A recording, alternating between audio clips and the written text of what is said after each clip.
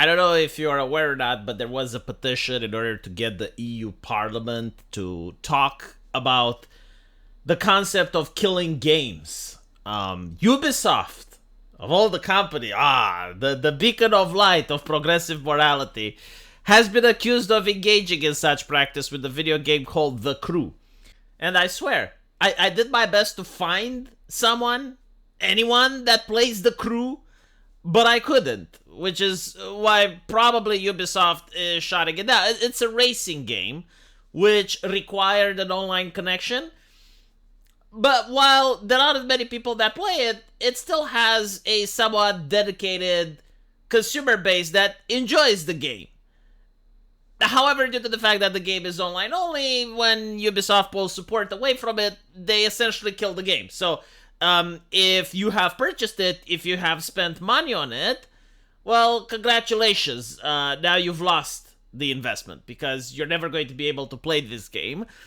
And the problem is that there could have been solutions for it. Like, Ubisoft could have allowed people to, I don't know, play the game offline. I haven't spoken with someone that played the game, so I generally don't know if you can play it offline, like Need for Speed type of thing. Or at least give people the ability to create their own private servers. I mean, surely if people have created World of Warcraft servers that are private, then Ubisoft could have helped the community that if they're interested in such a thing to create private servers. There are many games that have that. Red Alert 3, for example. It's got a very vibrant community. You can't play the official game, Red Alert 3, online, but if you install third-party apps and you get to play on private servers with people that you connect with on Discord, then it is doable. So the fact that Ubisoft didn't invest the resources in order to make it happen, it shows why people hate them. Like, they're more interested in investing resources to create diversity, inclusivity, and equity rather than actually supporting their products and supporting people that are fans of their games. So it has gotten to the point that they pissed off so many people that now it's all the way to the European Union, which, believe it or not, say what you want about the European Union, but, like, at least it does protect the customer from corporations. Like, there's a lot of big companies that have various terms of service that the European Union tells them to fuck off with that shit, and then they just apply the EU law.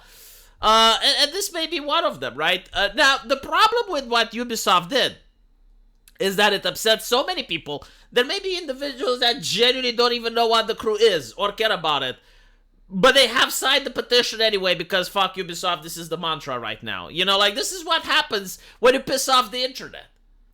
They can go on and they can, oh my god, we're getting review bombed and oh, these horrible gamers. Yeah, but like, you went out of your way to piss them off. You dedicated entire marketing team specifically designated to piss off gamers. And now you get a backlash. Welcome to the internet. It is what it is. However, I would like to point out that this is not necessarily a good thing.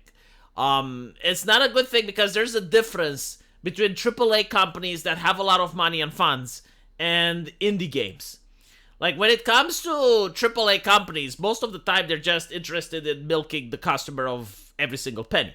So they are remorseless when it comes. And usually, like, the more left-leaning a company is, the more right-wing it is on economics issue, right? Like this is the modern mantra. You got all these companies and they're very left-leaning on social issues. They're like, oh, you want to get an abortion? We're going to pay you so you can go into a state that allows it. Oh, we support LGBT issues, of course. Black Lives Matter, we support everything. But when it comes to economic issues, they're the most right-wing company available. Like, if possible, they would even hire an army of slaves, if it was legal. So, you know, Ubisoft is definitely like one of these companies. Like, on one hand, they're very left-leaning, very progressive, but when it comes to economics and monetization, if it's possible that you don't even own your game, they will definitely go for that. So, it's one thing when these companies are making games and then pulling the plug on it. And it's another thing when an indie company, let's say, would make a fighting game, right? So, imagine that I, as an indie game developer, would create a fighting game. Now, I don't have the money to buy servers myself so that I can facilitate online play. So, what I can do is to rent servers. So you rent some servers, and you keep them for like 10 years or so, but like after a while you notice that people aren't really playing your game, and you still have to pay constant fees, and you're like, well, this is not sustainable. So because you don't have money, because you don't have cash, you're going to be like, okay, well, I'm going to pull the plug on this. Now, if the indie gamer would know that, okay, you're making this online fighting game and you're going to have to support it in perpetuity, like even 60 years from now, you're still going to have to pay for the servers, a lot of people will just be dissuaded from making these games. Like, you flat out. Like, there is no way. Because, again, you can make, like, a fighting game, let's say, with an online component. Maybe it's not very successful. It's a passion project. You did your best. You create this game. You have, like, a couple of people playing. Maybe you have, like, 1,000 people playing. So it's not that there's no one. But after a while, after, like, 5 years, maybe there's 100 people playing. And you still have to rent the servers. And after a while, you're like, okay, well, I don't have the money to rent the servers anymore. And if you choose not to, you get in trouble with EU law. Which I assume, like, if this ends up getting in support of the gamers, they will say, oh, you need to give refunds. Right, but now every single chucklehead that bought the game even 6 years ago and is not playing it today will come up and be like, oh, I want a refund, even though they had no interest in playing the game anymore. So you can see the issue that's causing here, because while the law is designed in order to punish these greedy corporations, these multinational, multi-million-dollar corporations, it can actually backlash, and it can hit the little guy. It can hit the little indie. And again, like, the way it hits the little indie is that it's going to make it very unlikely for them to develop these types of games, because they will be afraid, like, what if my game isn't successful? What if I actually go at a loss, and I still have to offer support in perpetuity if the game has an online component? So this is what we're talking about. However, maybe the people at the EU are going to shock me for the first time in my life, and they may actually have some competent people that do understand gaming and they do understand how IT works. And they will say something like, if you want to make a video game, make sure that it can be played offline. So no more online only bullshit. If you have like a fighting game, make sure that it has a single player component, so that if you disable the online-only servers and people can't play with each other, they can still play the same game on their PC in a single-player mode. And if that would be the case, then yeah, sure, that's fine. Like, that's legit. But we'll see. Usually the European Union, while trying to protect the consumer, is usually fucking people up even more.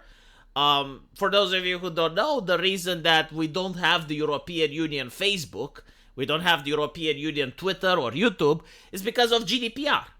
Like, they passed this law, and only the rich, like the Facebooks and the Googles, can afford to have the system in place to be GDPR compliant. There were social media websites that I think, like, the Czech Republic? I may be wrong. No, there were, like, some Eastern European countries which came up with their own versions of social media. And once GDPR passed, they had to shut down because they couldn't afford to be GDPR compliant. It was too expensive for them. So, this is how the EU legislates. But anyway, right, let me know what you think. And as usual, I'll see you in the comment section. Take care.